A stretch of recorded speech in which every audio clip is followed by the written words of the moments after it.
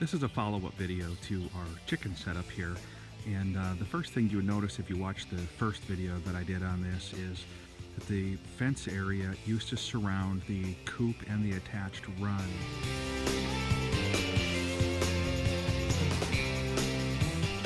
I've actually moved this and repositioned it so that we can get to the attached run and the coop for eggs, maintenance, cleaning out the chicken poop and things like that without having to go through the gate and more effort. And there's our Vishlas, Bo and Allie. Say hello. The second thing that I wanted to point out was we did put this netting. We haven't had any issues, but we put this netting across the top right away.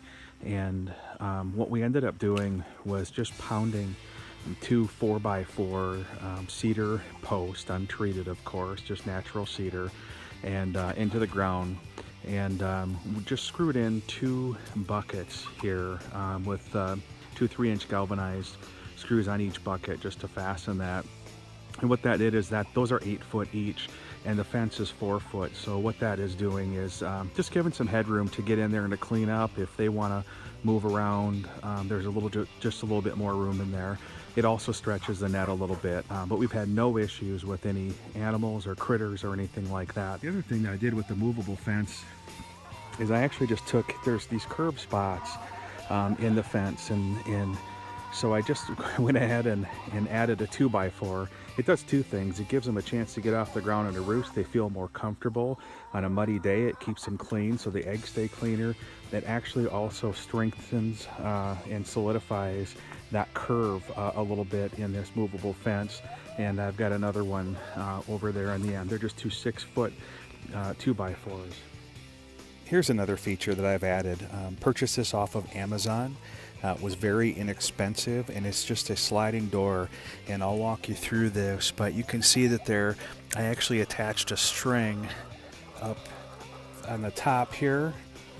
It's got a washer so it can't go too far, which goes through an eye hook here, and it goes onto the outside here with another eye hook, and here's where it is. So and there's a look from the outside.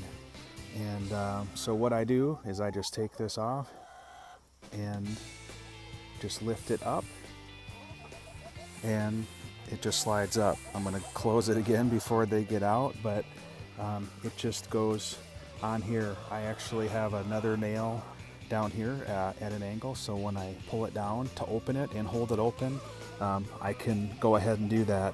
This is really nice because without having to open the run or do anything in the mornings, we can simply go in and let them out of this coop with the attached run into this area that's got some more for them fenced in with the netting and everything, very quickly, very simply. The other project that I've been working on is we're here in Minnesota, which obviously gets very cold in the winter. So I did actually insulate this, the ceiling, the walls, and everything. And what happened was they actually started to peck at the insulation, after just a couple of days. So as soon as I noticed that, I actually went and purchased these sheets, and I'll put the description of these at Menards, a local home store here, and actually just cut them down and covered the spots that they can reach with the insulation. The ceiling still isn't covered, but boy, I'm telling you, with these heat lamps here and the insulation, this really kept a lot of heat in there really nicely this winter.